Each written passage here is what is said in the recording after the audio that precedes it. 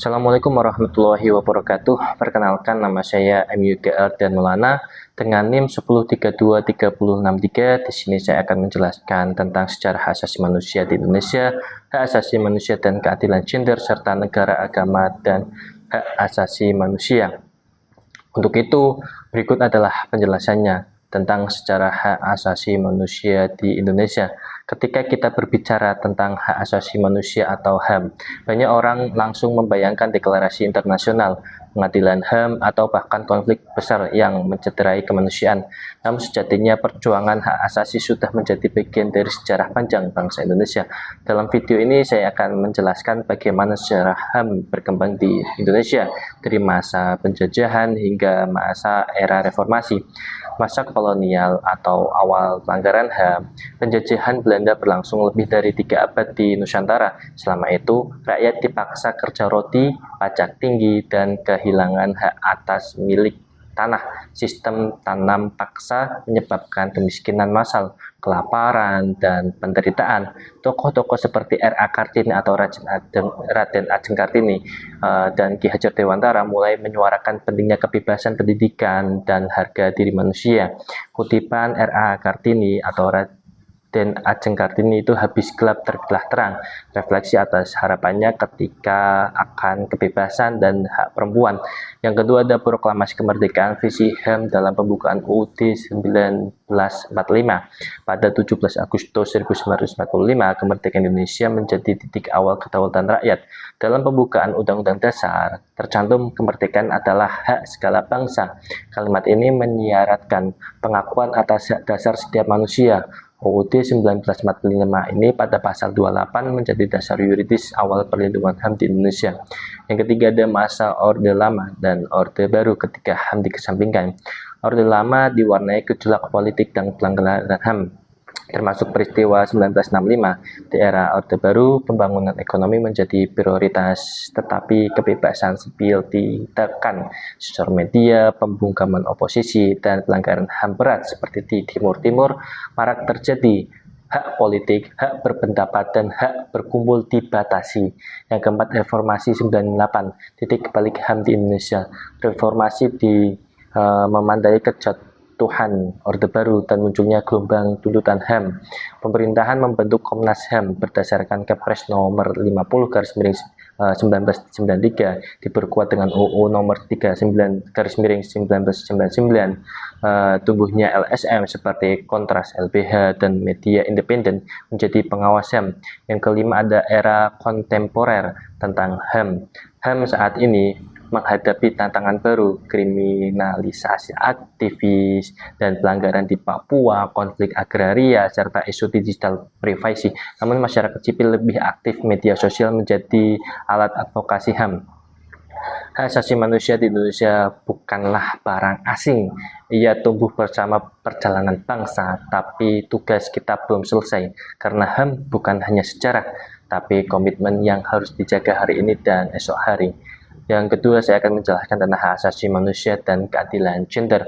Hak asasi manusia berlaku untuk semua orang, tapi apakah benar semua orang bisa merasakan hak yang sama? Disinilah keadilan gender menjadi penting. Dalam video ini, saya akan membahas bagaimana HAM berhubungan dengan perjuangan kesetaraan gender, khususnya di Indonesia. Apa itu keadilan gender?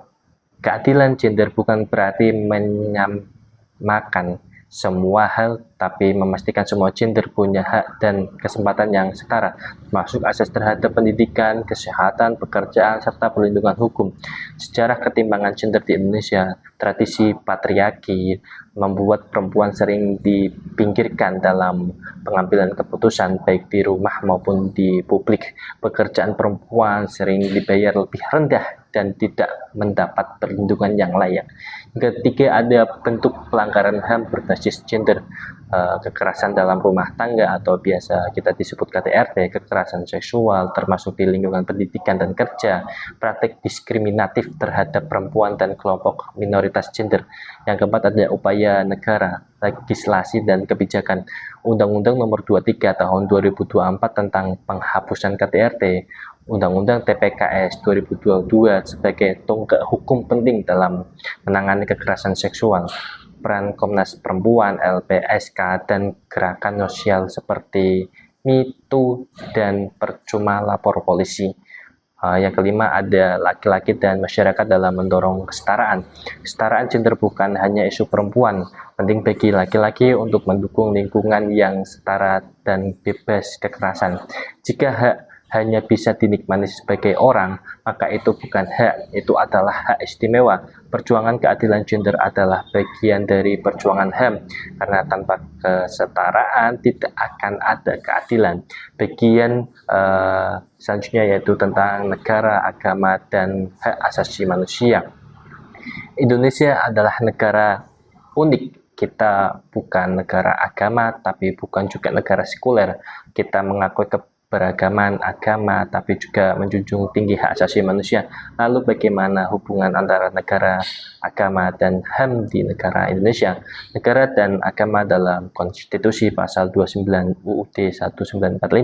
Negara berdasarkan atas ketuhanan yang Maha Esa. Negara menjamin kemerdekaan tiap-tiap penduduk untuk memeluk agamanya. Artinya, negara tidak memaksakan agama, tapi melindungi kebebasan beragama.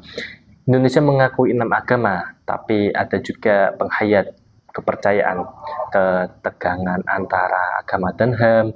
Beberapa nilai agama kadang berbenturan dengan prinsip HAM, seperti kebebasan berpikir versus tafsir agama yang konservatif, isu LGBT, dan kasus seperti Ahmadiyah, Syiah, dan pelanggaran rumah ibadah menunjukkan lemahnya perlindungan negara.